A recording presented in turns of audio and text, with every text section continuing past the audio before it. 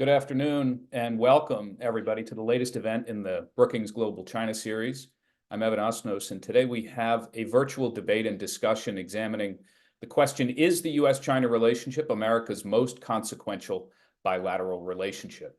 Just a word or two from me at the outset. Many U.S. and Chinese leaders have framed the relationship as one of unique importance. Just last fall, you heard Secretary of State Tony Blinken, for instance, made that case a day after President Joe Biden and Xi Jinping met in San Francisco. At the same time, of course, we also see efforts on both sides to promote self-reliance, to de-risk, to form a new basis for contact after the age of engagement. So how does this framing impact how the U.S. and China relate to each other and to other countries going forward? Well, to answer that question and many others, we have an extraordinary group of experts with us who I'll introduce in just a second. They will be in conversation with me and with each other for 45 minutes, and then we'll answer your questions at the end. Many have already come in, and we'll be going through those. But you can also submit your questions to events@brookings.edu or on X, formerly known as Twitter, at #GlobalChina. So in the interest of time, I'm just going to give a brief introduction to my august friends and panelists. Graham Allison is the Douglas Dillon Professor of Government at Harvard, the author of many books, including, most germane for today, Destined for War, Can America and China Escape Thucydides' Trap? Josh Carton is adjunct professor at Georgetown. He recently finished 20 years of federal government service with senior policy positions domestically and overseas focused on the Indo-Pacific region. Liz Economy, senior fellow at the Hoover Institution at Stanford. From 2021 to 2023, Liz served as a senior foreign policy advisor for China in the Department of Commerce with Secretary Gina Raimondo in the Biden administration. And Susan Thornton is a senior fellow at the Paul Tsai China Center at Yale Law School, non-resident senior fellow at Brookings. And Susan, of course, spent 30 years with the U.S. State Department, focused on East Asia and Eurasia. So we're going to start. We've had our panelists in advance have put together some very thoughtful written discussion of this question, and I wanted to ask them to go and give us each a brief summary of your sense of the big question, of the position that we're debating today. Just a few minutes for each of you, if I can, and we'll go in alphabetical order. So, Graham, if you would, please start us off with your sense of the question under discussion today. Over to you. So, thank you very much, and it's a pleasure to have an opportunity to have a discussion with this august group. I enjoyed the papers and the provocations. So, Evan, as you put it, and the question that was asked to us is whether China, the relationship with China, is the most consequential for Americans, more consequential than any other bilateral relationship. I can understand why some of my colleagues decided to try to shift the question, because I think the answer is yes, unambiguously yes, undeniably yes. If the question had said, given us a multiple choice that said you could have collections of countries, then obviously you wouldn't say China, you would say enemies or adversaries or competitors. Indeed, I think, as Susan pointed out rightly, if it was open-ended, my answer would be the most important relationship is among Americans. And as Lincoln reminded us biblically, a house divided against itself can't stand. But in the world, which nation is the most consequential relationship for the U.S.? China. Now, why is that the case? I try to explain that in my paper. Basically, China is one of the only two countries in the world where a leader can order an action that essentially erases the U.S. from the map as a functioning country. So that's only China and Russia. That's why China and Russia will have a compelling claim on every president's attention for as far as we can see. Secondly, China is the only nation that poses a systemic threat to the U.S. position as the global leader, architect, and guardian of the post-World War II international order, a post-war order that has given us 78 years without great power war. a historically unprecedented long peace. Third, China is the second backbone of the global economy. It's the manufacturing workshop of the world, the number one trading partner of most countries in the world, including the European Union and Japan.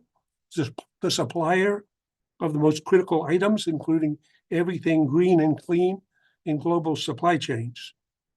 Fourth, China is the largest emitter of greenhouse gases, accounting for more emissions in 2022 than the US and Europe combined. And finally, as I've argued, China is a classic Thucydidean rival and America's inseparable conjoined Siamese twin. That takes us longer afield into the argument as developed, but I would say, just in summary, China is, as I think is widely recognized by virtually every president or presidential candidate, every leader, every expert, every authority, as the most consequential challenge for the US going forward. And therefore, I think, while I like contrarian arguments, and I appreciated the effort of my colleagues to try to mount a contrarian argument, I even tried to ask myself if I could argue the other side of this case. I think in some instances, when you say the world is round, the world is round too. All right, thank you, Graham, putting it in the context of our presidential year as well. Next up is Josh. Over to you, please. Thanks very much, Evan, and thank you to the Brookings team for this kind invitation to be alongside such esteemed colleagues. I argue clearly against the assertion that China is the United States' most consequential relationship, and I sort of have three lines of argumentation. First, I'm skeptical from the beginning with the idea of ultimate or supreme consequence in any discussion of international relations, which of course is a multidimensional, unpredictable enterprise subject to all kinds of surprises and shocks and shifts. And particularly given the global reach of the United States and the global responsibilities of the United States, it's to be expected that the consequence of various relationships can shift over time, can shift on a month-to-month basis, a week-to-week basis. And I understand one byproduct of this is, or can be, a lack of strategic focus by the United States. But on the other hand, given our reach, given our position, and given our global responsibilities, I think we have to embrace as broad a view as possible. For one reason, to avoid the strategic hazards that can sort of pop up unexpectedly, and no less importantly, to be able to seize the strategic opportunities as they present themselves. Second line of argumentation is, I'm not just being provocative. I do believe there are other countries that have a legitimate claim to be as consequential for the United States as China, for both general and specific reasons. Starting with the specific, although my co-panelists and I pointed out a number of areas across geographical scope, across dimensions where the US and China the relationship encounters strategic friction, it is my belief that that friction is most pronounced in the Western Pacific, in our relative positions in the Western Pacific, in our aspirations for the Western Pacific. That's where the friction is most intense. That's where the strategic incompatibility, if you will, is. And so given that that's the area of friction where arguably the United States needs to pay the most attention, it's very possible that our alliances in the Western Pacific are as or more consequential than our relationship with China. Here, I'm specifically thinking about the strength of our our treaty alliance with Japan, and I think our evaluation of that relationship as critical should also justify an equal or greater share of our policy attention than China. Second, in a more general sense, we have a pretty big, important country along our southern border, Mexico, which over the scope of American history at the present moment, and certainly into the future, I think has a claim to being the most important relationship for the United States. In any case, it's a relationship that we should pay much closer attention to. And then finally, my objection to this idea of supreme consequence for any relationship is that assigning such a status to China or indeed to any relationship leads to all kinds of misallocation of attention, misallocation of policy resources. Our relations with China, given how fraught they are, definitely demand attention and careful management, but not to the exclusion of other relationships and responsibilities, especially relationships with greater strategic compatibility and greater strategic upside. One more sort of side comment related to this idea of consequence is this notion of that's ever present in the discussions of U.S.-China relations, and that's this concept of interdependency, which I also believe has no real staying power and is not meaningful in the debate. To me, this idea of interdependency is more a statement of aspiration on some people, a statement of hope. It's not historical analysis. One might not like the idea of decoupling or de-risking. One might be able to argue against it for all kinds of reasons, cost, risk, and so on and so forth. But to raise the banner of interdependency, to imply that decoupling is not conceptually possible, that to me it seems misguided. Total decoupling is not only possible, I believe it could happen much more rapidly than many people understand and appreciate. And more importantly than that, it seems to be a path that we are currently on. Thanks very much. Thank you, Josh. Elizabeth Economy is next in line. Liz, over to you, please. Thanks, Evan, and thanks to Patty and Ryan and Emily for inviting me to be part of this really fun and interesting panel. So look, I think when anyone first hears the question, is the U.S.-China relationship the most consequential relationship for America in the world? The natural reaction is to say yes. After all, China is the largest trading power in the world. It boasts the largest military, and it's the largest contributor to global climate change. We describe it as the U.S.'s pacing challenge. How could the relationship between the two largest powers in the world not be the most consequential, as Graham and Susan argue? But I think if we take a step back and deconstruct the proposition, we may end up in a different place for a couple of reasons. I think first, it's important to distinguish between impact and relationship. Impact doesn't equate with relationship. I think relationship implies a level of engagement, a level of back and forth between actors. Impact is simply that, an effect that one actor's actions have on others. So let's stipulate upfront that any number of China's actions are highly consequential for the United States and indeed for the rest of the world, whether we're talking about China's impact on climate change or on Indo-Pacific security or about its management of COVID-19. In this sense, we all know that China shapes the world in which everyone lives in a profound manner. But this impact is separate from the U.S.-China relationship, how we work together or do not, and how that relationship then affects each of our behaviors. And that leads to my second point, which is that the state of our bilateral relationship ultimately determines very little of how each side pursues its respective aims. We have, in fact, very little influence on what Xi Jinping and the rest of the Chinese leadership elect to do. Over the past few decades, whether our relationship with China was good or less good, for example, did not affect China's choice on supporting Russia, on pushing forward with its sovereignty claims, on IP theft, or even arguably on its climate policy. Even when President Obama and President Xi worked together to jumpstart the Paris Climate Accords, which, I cite in my paper as an example of the two sides coming together, frankly, much of the real reason that China moved on the issue was because emerging economies brought pressure to bear on it to do more. So when I think about the most consequential relationship for the United States, I think about where the United States goes when it wants to move its agenda forward in the world. And here it goes to its network of allies and partners. And yes, Graham, I did expand the definition a little bit, but if you look up the word bilateral, you will see that it doesn't have to be equal on each side. So I take it that I am allowed, in fact, to say one side is China and the other side is our network of allies and partners. And if you look back across the past 3 U.S. administrations, I think as the U.S. has pursued its foreign policy, we turn to those countries who share our values, our interests, and our priorities most closely. For Indo-Pacific security, we have the Quad and AUKUS. Support for Ukraine is rooted in our democratic allies. And all of our major economic and technology initiatives, the Indo-Pacific Economic Framework, the Partnership for Global Infrastructure and Investment, and the US-EU Trade and Technology Council are with our allies and partners who share our commitment to good governance and high standards.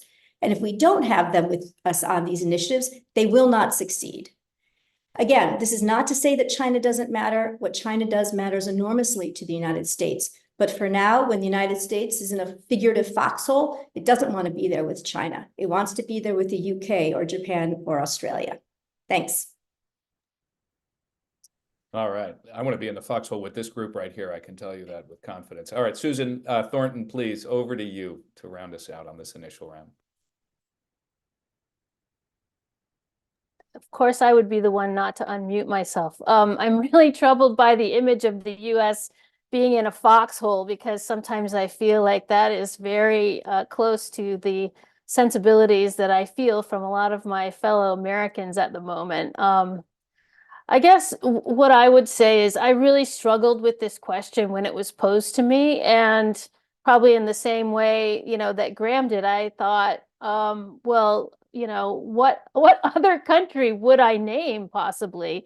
And I do think that, as I stated in my paper, the real problem and the real focus area for America right now needs to be on our domestic situation, our domestic politics, because I think foreign policy flows very much from that. And I think we are not really in a position where we have a full-blown consensus on what the US purpose and mission is in the world and where we're going. And so I think a lot of our trouble right now is coming from that place. And so we should focus more on that. And I talked about the relationship of the US government with its own people as being paramount. And I still believe that. But certainly if I'm going to pick a country, and since I did foreign policy for all of that time in my life, that this is where I lived, I really don't think I could, in all honesty, come up with, and I went through the whole list that has been mentioned here, Mexico, India, allied relationships, but there's really no other single country relationship, or frankly, even collection of countries that, I can think of that's really going to have a bigger impact on our future, on the future of American citizens than China is. And so, whether it comes from the fact that the two are, the US and China are the two biggest economies. The US, by the way, has basically set out the architecture of a global economic system in which all countries are interdependent. And unless we decide we want to dismantle that entire system, which I certainly think that we should not do, I think it would give rise to great dislocation and regression in the international system and in America, then I think we are going to be interdependent with China, since we're the two biggest economies in a global economic system. There may be some retrenchment going on in that global economic system, but I don't think that you're going to really want to see the retrenchment of that entire system. And I think that's, basically what we would be talking about. We have the two biggest militaries in the world, and they're constantly bumping up against each other. And, the Chinese, as its footprint grows and as its military power grows, it's going to want to carve out a more protected security space for itself, basically. And I think Josh mentioned the Western Pacific. That's where we see the two bumping up against one another. And China's actions in this space, and the US actions in this space, are going to have consequences, potentially very dire ones. And I think I'm probably with Graham in thinking about the impact of the US-China relationship and China on the US being ultimately one of whether or not we end up in a hot conflict. And I see that as, at this point, if the trajectory doesn't change and nothing happens, I see it as likely to happen in the next 50 years or so. We also both have the two biggest scientific establishments. And frankly, when I'm thinking about the things that I worry about the most, it is the control of future technologies that are going to be accelerated in the coming years, and that we don't have a good handle on how to control them. And so I think, AI would fit in this category, but, experimentation and commercialization of Gene therapy, gene editing, these kinds of things, I think are in both the US and Chinese scientific establishments very far advanced. And if we don't find a way to figure out how to control these things, we'll have a profound impact on all of humanity, but not least Americans. So I think, when I look across the scan and think about what other countries are doing and who else is going to have the potential to impact, American lives in dramatic ways, I can't think of another country that is. And I guess I don't agree with the proposition that the U.S. Doesn't have a relationship with China, can't do anything about what China does, and we don't impact China. I think every day, every hour, every minute, what the U.S. is doing is affecting China, and what they're doing is affecting us. And so, we can, have an impact on that. We have agency. I didn't spend 30 years in the US government just sitting around waiting for fate to work its way. I think humans have agency, and they can do things, and they can affect change. And so I think in that sense, the relationship with China is crucially important. Susan, I think you landed us in the perfect place on this question of agency as we think about how to take some of the ideas that we just heard about and put them into policy terms. What do we do now that we've established that we have these competing and sort of multiple legitimate conceptions of what this relationship could be? What could we be doing that might work differently? I think what I'd like to do is ask our panelists to respond to some of the things they've been hearing so far. But I think we're all imagining that that's where this conversation should go, is to think in specific terms about what could we be doing. Let's start for the moment with a chance to respond to what you've heard so far. I don't want to be overly formal about this, but we'll start with Graham because he was the first to go before. But jump in. Thank you. I think excellent conversation and lots to say, but let me try to be brief. So first, I think Susan said it just right. Nobody can deny the impact of China on the U.S. Nobody can impact that. The interactions between these are normally described in the dictionary as relations, one thing impacting the other. So I know in Washington, things are so hyperbolic, it's hard to, become realistic. But I would say there's a reason why the Trump and the Biden administration experts all agreed on the answer to the question, which is the most consequential relationship. And in my paper, I said, look at the statement of the Office of the Director of National Intelligence in the threat assessment. Look at the statement in the National Security Strategy. Look at the statement in the National Defense Strategy. Look at the statement by the president.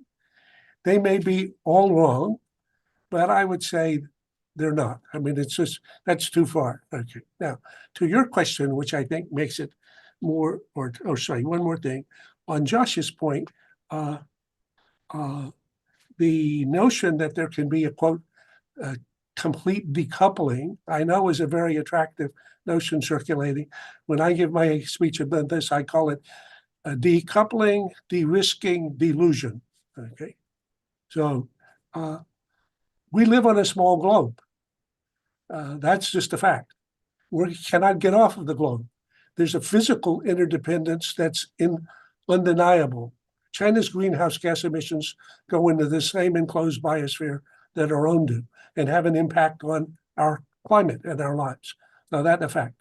China and the US are so entangled in the financial relationship that when we had a great financial crisis in 2008, that would have become a Great Depression, according to Hank Paulson, it was only because there was a coordinated response, a coordinated stimulus from both the US and China, that was prevented. So that's a kind of entanglement that's almost impossible to get loose for. And similarly, if you go to any shopping center and into any store now and try to buy anything, you'll find almost all of it was made in China. Now, Walmarts can put two signs up that says made in China, made in the US, and the second one costs 25% more. and you ask Americans what they buy. They buy the product that they think is most successful for them. This all defines our problem, our challenge. For me, I'm not defeatist about this at all. That goes to the question of Evan put what to do, and I have some thoughts about that, but I'll save that for the next round. Yep.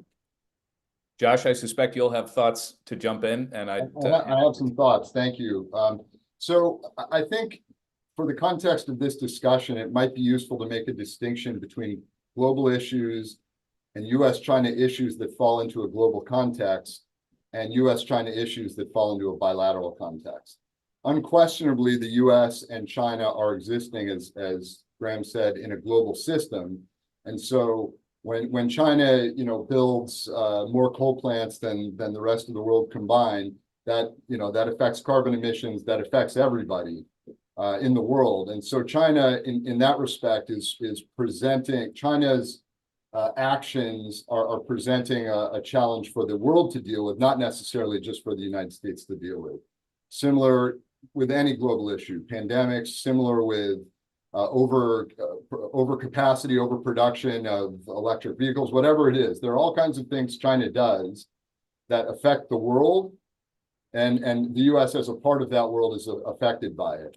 But none of that, in my view, justifies a lot of investment in bilateral efforts to resolve that. Collective efforts for the U.S. to be an active part of collective efforts, I think makes more sense.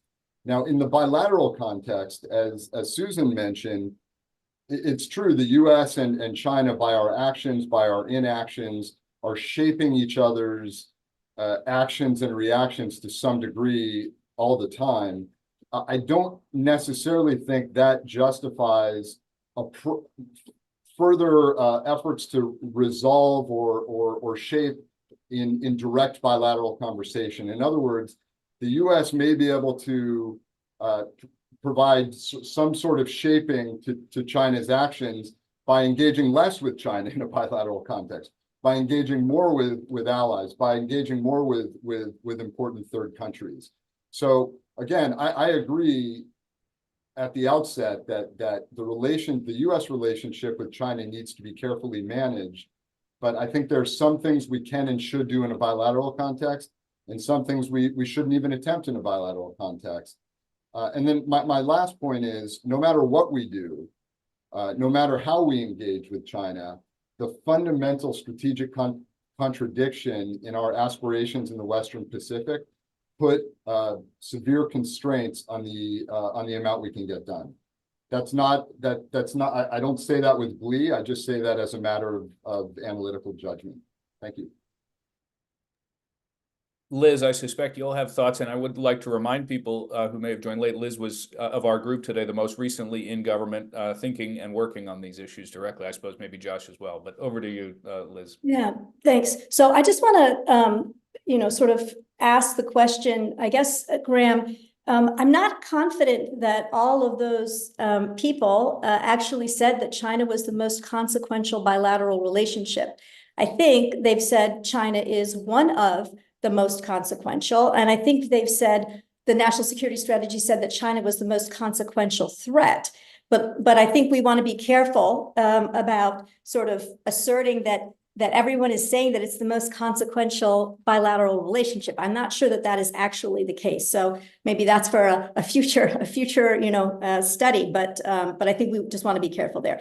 I guess look, I can't say anything more than the fact that I don't think it's interesting to think about a relationship as simply an impact and then an impact and an impact and an impact. I think a relationship is about the engagement element of it and what that engagement then yields or does not yield. And so, as I look at it right now, the process of the US-China engagement is quite limited, right? And I think the administration, has taken some steps, certainly the Woodside Summit, there was a very sort of narrow but important set of concrete deliverables, areas where we are going to work together, fentanyl, mill-to-mill, the climate change, right? Trying to expand civil society engagement. I think they're all really important areas.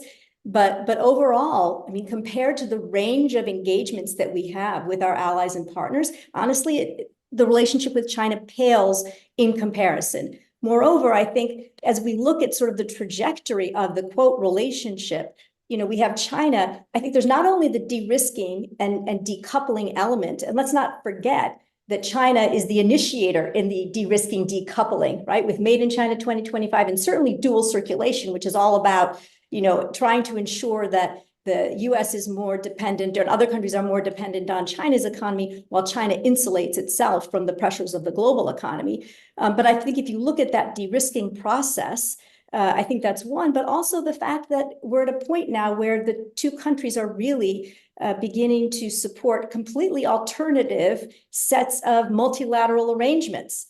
The China has the Shanghai Cooperation Organization. It's got the BRICS. It's got RCEP. We've got the G7 and NATO and the US-EU TTC and many others.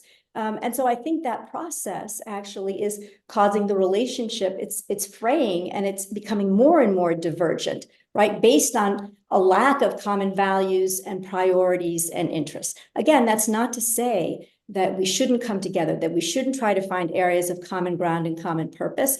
But I don't think that the relationship as it's moving forward is either A, the most consequential now, or likely to be the most moving forward. I'll just finish by saying, and I hope this is where you're going to go, Evan. To me, this question was not as interesting as thinking about where the question takes us in terms of, whether Susan, Josh, Graham, and I, whether our answers actually yield a different set of policy recommendations. To me, that's what's really interesting. And what does that tell us about something? I don't know. But anyway, I hope that's where we're going to go next. So I'll stop there. Thanks. Yeah, I think we'd all agree. It's sort of, if we go past the definitional issue, what are the practical applications? I think you've heard two sort of fundamentally different descriptions of where this relationship could be versus where it is.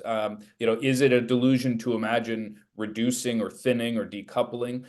Is it in fact to our advantage to do those things? Is it to our advantage, in fact, to make it as robust as possible, despite all of the problems that we have in it? Susan, I don't want to lose your contribution to that second round there. But maybe I'll make it quick. Go Well, I was just going to go back to this question of the consequential nature of the relationship. And one of my criticisms of, frankly, American foreign policy the entire time I was in government, and still is that we have a terminal kind of inability to prioritize and to put resources against the important problem as opposed to the urgent problem.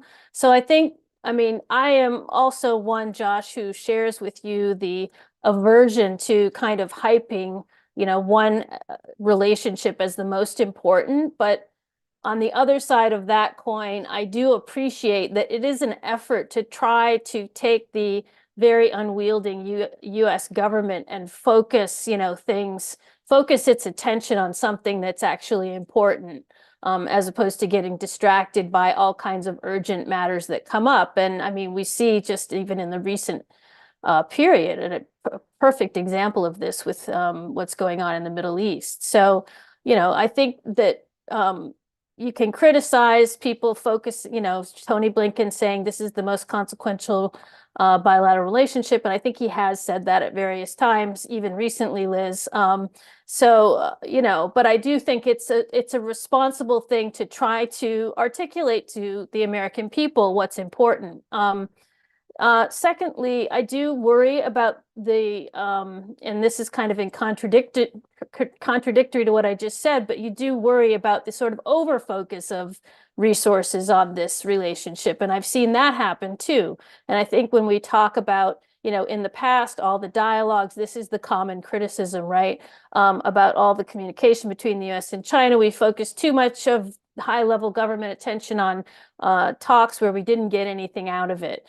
So you have to guard against sort of both sides of this. But I do think, it's very important, and I think for all the reasons that have been laid out in the papers and mentioned by Graham and me, that there has to be high-level focus on the US-China relationship. Now, the second part of the question is what should be done, and I think what you're hearing is there's one part of Washington maybe that thinks that we should be driving toward a new Cold War, frankly, a division into two blocks. Some people would say that China's doing that. Some people would say that the US is doing that by creating these new structures and emphasizing the G7 over the UN or the G20, et cetera. But whoever's doing it, there is a sort of a driver toward the division of the global system into now two blocks, and we'll get to relive the Cold War, which I lived through and I'm not looking forward to.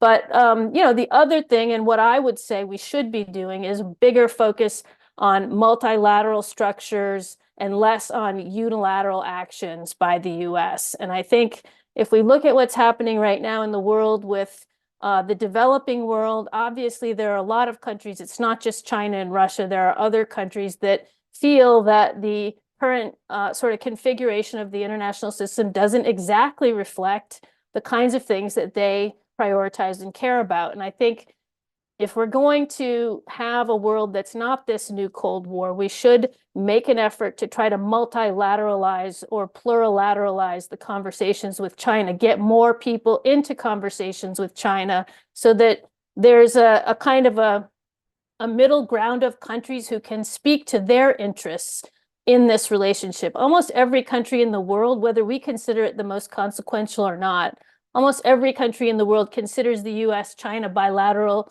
relationship the most consequential relationship for them.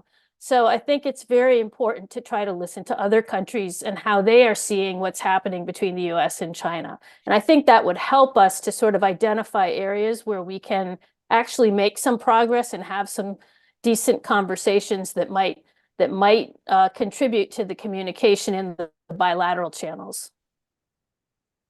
I think, Josh and Liz, I'd be curious, if we can, let's put this into policy terms for a second, whether it's on the subject of security or on climate, for instance. Look, I think there is a feeling that, as Susan was describing, there is an instinct to say, where can we achieve progress using multilateral frameworks versus the one-on-one relationship? If you look at security, there's been this determined effort on the US side to try to have a one-on-one military-to-military relationship, and China has not been forthcoming in that regard. It's been a persistent frustration to try to get those kinds of really robust channels open. Are we, I think people wonder, are we falling into a trap by allowing ourselves to continue to be the bidder who is seeking that relationship rather than saying, fine, if we're not going to be able to have those channels, then we're going to try to solve these issues in other ways. Josh, do you have a thought on that? Or Liz, do you want to take this in another direction? I can give it a start, Evan. I think it's a really thoughtful question, particularly leveraging some of what Susan just said on multilateralization. I think multilateralization of so-called China problems I think that's essential, because a lot of the sort of global consequences of China's increase in resources, along with its kind of, persistent peculiarities of China's governance and lack of transparencies, I think that only lends itself to sort of a concert of other countries echoing the same concerns the US has. So I think that's essential. I agree, and we should continue to do more of it. And I think the United States has been attempting to do that through many administrations. On your question, Evan, about sort of appealing in bilateral channels for more transparency or more conversation, I don't see it as particularly effective. I think one needs two to tango, and China, for its own peculiarities of governance, it doesn't have the same attitude toward transparency that we do. That notwithstanding, I think the US attempting to have these kinds of conversations is instrumental for bringing our allies and partners on board with and having them sort of speak to China with similar concerns. Yeah, Liz, I mean, would you like to I'm very much in favor of the United States continuing to try to work with China on the mill-to-mill relationship, on global climate change, on the full range of issues, right? I support US-China cooperation on science and technology. You know, we have to figure out the appropriate boundaries, but, you know, I want much more civil society contact. I think this is something that has completely deteriorated over the past several years and really needs to be sort of rejuvenated, but it's going to take actually a lot of work and some very specific policies actually to protect the visitors on both ways, both Americans going to China and Chinese coming to America. But I think the point here too is, I think, you know, Josh is right. It does take two to tango, but we do need to persist. And the challenge, I think, with multilateralizing, which is, of course, very attractive, is that if it's with our allies and partners, China often then says, when they're arguing our point, that they're just acting as agents of the United States, right? So they don't actually grant Europeans agency when the Europeans are basically saying what the United States is saying. So yes, of course, in all, you know, multilateral forum, I think in the United Nations, I think the US has become much more engaged since the Trump administration has reverted much more back to a much more proactive role in the UN and using the UN to greater effect. So I think that's all good and important, but, you know, fundamentally at the sort of at the heart of all of it, I think Josh is right. It takes two to tango. China has to want to engage. We had a moment, you know, with Woodside where China did come to the table. So it wasn't, I don't think, Evan, like the United States simply wooing China, right? China wanted to be at the table. You know, it wanted, as Xi Jinping said, you know, you have to choose, are you an adversary or are you a friend? Well, of course, we're not going to make that choice. But I think the point is that China's economy is a little bit sputtering. It's got a lot of headwinds domestically. China wants some breathing space. This is a moment when it's willing to come to the table and grant for however long, right, some accommodation to US interests. But I think we have to recognize it for what it is, namely, for the moment, US and Chinese interests align. They may not a year from now on these very same issues. Graham, I'd like you to weigh in if you would, please. I think. Sure. I'm afraid you're going to find some areas of agreement here, so you have to be careful trying to make sense of all this. So just a footnote on Liz, back to the administration in which you served. Here is the National Defense Strategy. It calls China the pacing challenge for the department. And here's the National Security Strategy. It says the most consequential geopolitical challenge. So I'm quoting from the administration in which you served. I know, but that's not the same as saying it's the most consequential relationship, Graham. I use those statements in my paper. I agree with that. Okay, if you want to switch to a different topic, relationship, then we have a different argument. To Evan's appropriate question about what to do, given the characterization of the challenge. So basically, on the one hand, China will be the fiercest rival any ruling power ever saw. It has been for the previous generation, and it will be for the next generation. So that's half of the problem. The other half of the problem is the objective reality of a 21st century in which we live on a small globe. So we breathe the same air. We're impacted by the same climate and greenhouse gas emissions. We have nuclear arsenals, which is Ronald Reagan, for whom I worked happily, rightly said, creates a partnership, in effect, between the two leaders to avoid a nuclear war of which we would be the first victims. So in the same way that with the Soviet Union, we found ourselves constrained to find ways to cooperate, in the nuclear mad world with China, that's another reality. If we go to the financial entanglement that we just talked about, and I could go 5 more layers of this. So you have two set of competing, almost contradictory impulses: the necessity to compete and the necessity to cooperate. And if these seem like contradictions, they slightly are. Now, F. Scott Fitzgerald said the test of a first-class mind is to hold two contradictory ideas in your head at the same time and still function. Well, I think that's true for a person. That's also true for a government. That's pretty challenging. But I think going forward, what the Biden team has come to in the current version is what I would call competitive coexistence, in which the pillars are first, restore American competitiveness. So most of what we do not to be competitive, we do to ourselves. So as Susan's point about what we're doing to our society, but you look at our government and how it's functioning, or our Defense Department and what it buys or doesn't buy, or our chip production. Intel used to be a leading company in the world. Terrible management has led it to being a laggard which needs public subsidies in order to survive. So shame on us. But there are other great companies that continue doing that. So American competitors first. Secondly, alliance system. What's been done to build the alliance in the Western Pacific, as Josh pointed out, has been unbelievable. Now, a lot of that is thanks to China's assistance, because the more threatening they are, the more interested countries like Japan and Australia and South Korea and even India are for having some counterbalance. But again, that needs to be played artfully, and it has been played artfully. And then I think the third component of this is, Susan knows better than any of us here, is thick diplomacy, which is about engaging in order to prevent misunderstandings, miscalculations, misjudgments, that is some third party's provocation or incident or accident that could drag us to a conflict that both parties know they don't want. So why an event like the Woodside, the San Francisco summit, was so important, and I give President Biden great credit for this, in the middle of all of a campaign where he's getting hammered and in which there's no political advantage in the world to being nice to China.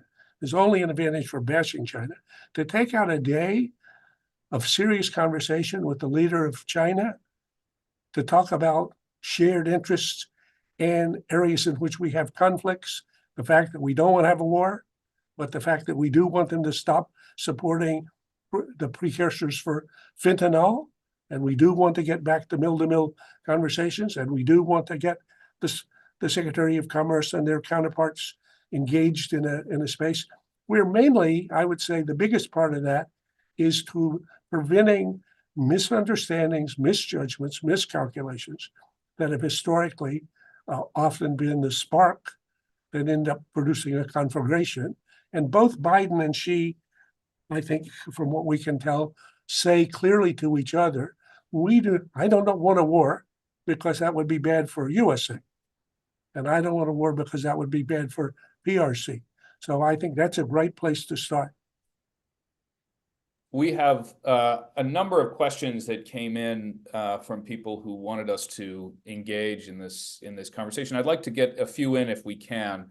One question that comes up over and over that many people have asked about is climate, and I think it's a natural one for us to start with, because in some ways it forces us to examine that underlying question, which is there a way to solve a global issue at a time when you have this very fraught bilateral relationship? How do we use the structures available to us? So just to give you one example, Carrie Jones asked, how can these two nations collaborate and coordinate to tackle global warming now? And I will add, we just saw, of course, that John Kerry is wrapping up his tenure. I would be curious, any of you that wants to jump in on this, are there ways in which we should be acknowledging reality and changing the way we're doing things, or are we making progress on that issue? Liz, you've looked at climate a long time. Why don't we start with you? Yeah, so I mean, I do think that, this is an area, and kudos, frankly, to both, Secretary Kerry and his counterpart, Xie Zhenhua, for the really enormous effort that both of them have put out over the past 3 years to get the United States and China on the same page when it comes to climate change. There's natural agreement. I mean, both leaders do believe that climate change is important, right? That it is transformative and actual potential existential threat, to the future of the world. So that's the basic beginning. They did, in fact, agree, to work together on capacity building to push on methane, sort of move beyond just carbon dioxide as a greenhouse gas emission, to talk about, implementing their, future paths to reduce methane emissions. They want subnational cooperation. So California has long had and continues to have a very robust engagement with China on climate change and on air pollution issues more broadly. So I think there are definitely pockets of cooperation. But if you read through the sort of agreement that has come out of various meetings between Secretary and Xie Zhenhua, I think you find that a lot of it is based on the promise of, working groups working together and moving forward. So the actual tangible results of this cooperation remain to be seen. I would like to be hopeful about it, and I hope they do produce, actual results. I think it's, you look at China, it's what really matters is what China does, and what really matters is what the US does, right? So in the end, the cooperation is one element of it, but it's much more important fundamentally that each country does what it needs to do to reduce its emissions. And, China's been very good about promoting the use of renewable energy, but at the same time, it has been going gangbusters in the development and implementation of new coal-fired power plants, right? So it's, emissions are now between 2 and 3 times as, much as that of the United States. And so I think that's what we have to look to, right? What is the US doing? What is China doing? And how are we embedding, right, the climate change issues in our economies as we move forward? So I think I'm glad to see the potential for real cooperation. I hope it translates into something as meaningful as possible. But in the end, what really matters is what each country does. Susan, did you want to add something? Yeah, can I just, I think it would be absolutely fantastic if the US and Chinese scientific communities came up with a completely new energy form that could, through that cooperation, just make this problem go in a different direction. But in the meantime, I really think that what we're going to see is sort of parallel efforts. It's not really cooperation. It's more like we should both in parallel be doing what we should be doing. But the most important thing is that we not be at odds, because when we're at odds, then other countries will hide behind our disagreement. The most important thing about, say, the joint statement before the Paris Accord was that it showed that the US and China were both serious and both behind this, and we were both on the same page. Other countries couldn't hide anymore between US or Chinese, disagreements over developing country versus developed country, et cetera. It was much harder to sort of hide and do nothing. And I think the US and China important piece of the climate kind of action is to show that we're both serious, both together on the same page, and not going to sort of stand for other countries not doing their part. And when we're at odds, it's easy for other countries to stand aside. A question in the security realm that may be of interest to Graham and Josh. Evan, can I do 1 second on please go ahead. climate? Yeah, go right ahead. I think while we're almost about to agree here, let me just remind us of an uncomfortable fact. As I've written in the West's green future is red.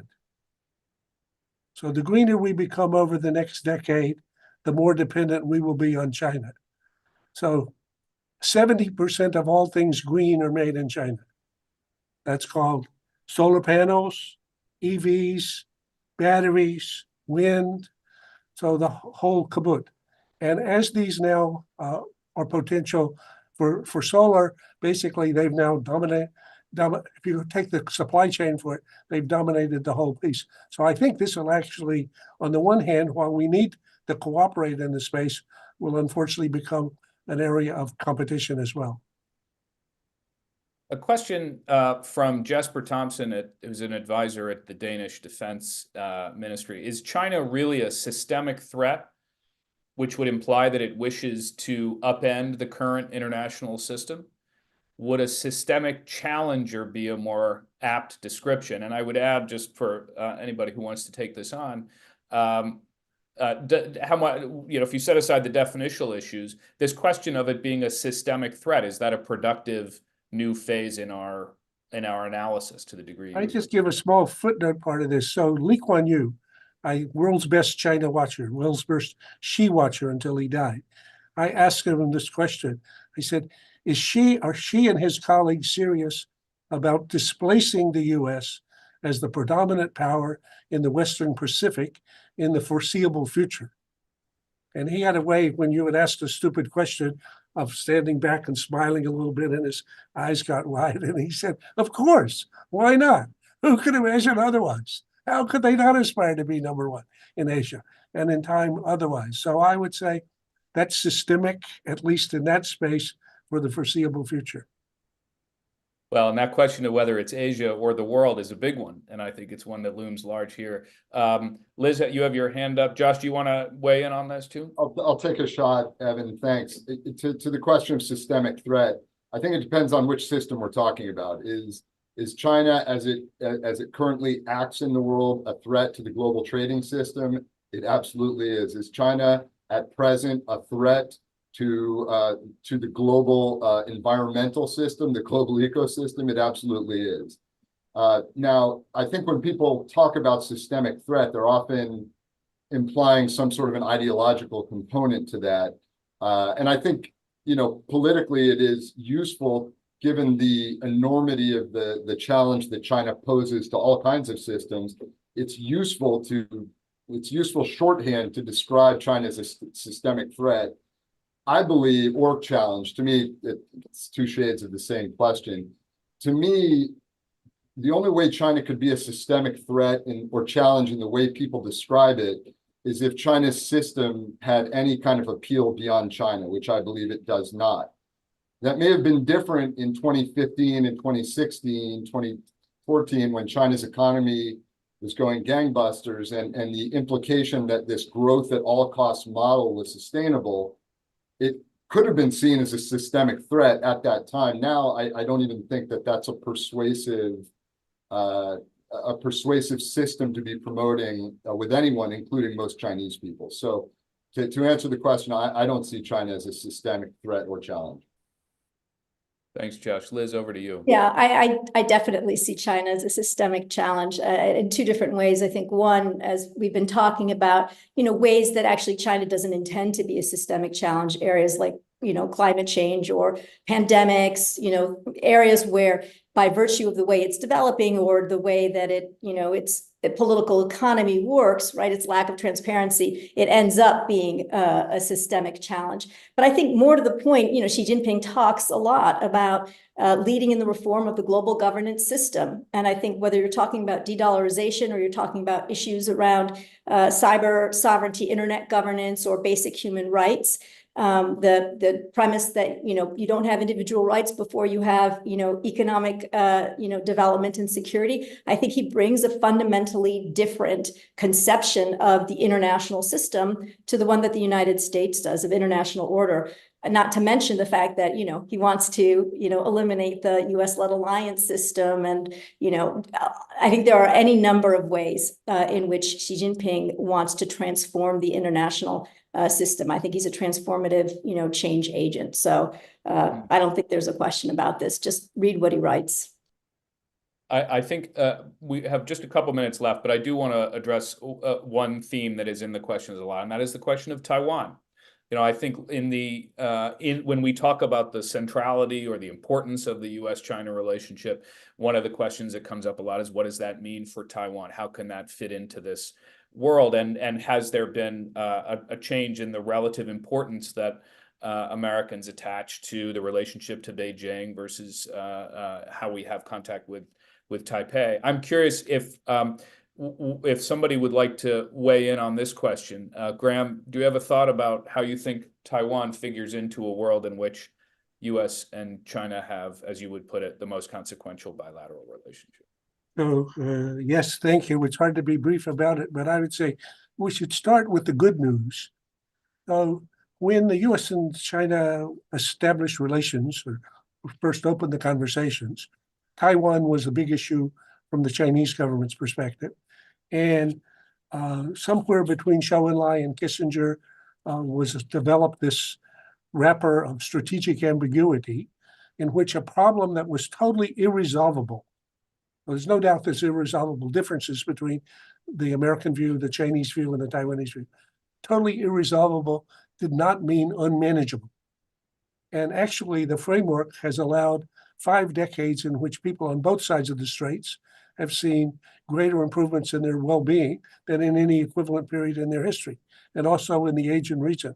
So I'd say the first thing is something's been working. So in general, my principle is if it's working, don't screw it up. Okay. Secondly, the dynamics are changing and the trend lines are changing. And Xi Jinping seems impatient from time to time. And maybe some other parts of the people in the mainland are impatient. But I think the challenge for statecraft here is to find some way to repackage this yet again to maintain a situation in which history decides. So one of the nice lines in the declassified conversations between Kissinger and Zhou Enlai when the relationship was just developing, would for occasionally when they would get to a stopping point or an irresolvable point, they would say, well, let history decide. So I would say going forward, I would look for another 10, 20, 30, 40, 50 years, which we see how Taiwan behaves and performs, and how China behaves and performs, how the US behaves and performs. I'm confident enough that free people in an open society will be more successful in competing over the long run than China's party-led autocracy. So I would hope we keep it going.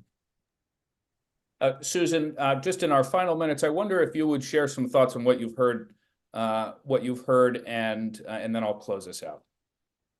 Yeah, I'm so glad that somebody asked about Taiwan because I was thinking I would have to bring it up if nobody did. So, I mean, this is the reason why I say I think if we're not, I mean, it's one of the reasons why the relationship is so consequential, and it's one of the reasons why, maybe the reason why I say that, you know, if not managed carefully, we will end up in a conflict between the US and China. So I think the US overwhelmingly has responsibility and has shown responsibility on this issue ever since the end of the Chinese Civil War that left us with this situation. And I'm not sure it can be managed well, Graham, for the foreseeable, 50 more years, but that would be great. And it's going to take a lot of attention, skill, and careful management to get us there if we're going to get there. So I think that in and of itself shows, how much we're going to have to be engaging with China, if nothing else.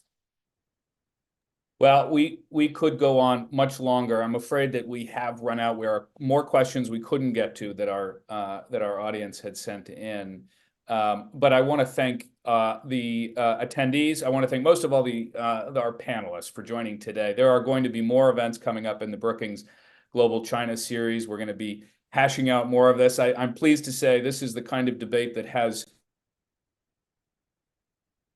does not have an obvious, simple answer. And I think what you've heard today, as a number of panelists have pointed out, is that there are, in fact, I think, more that unites these positions that we've talked about than divides us. I'm pleased to see it. Thank you all for your contributions. I'm grateful for it. Brookings is grateful for it, and we'll see you at another event soon.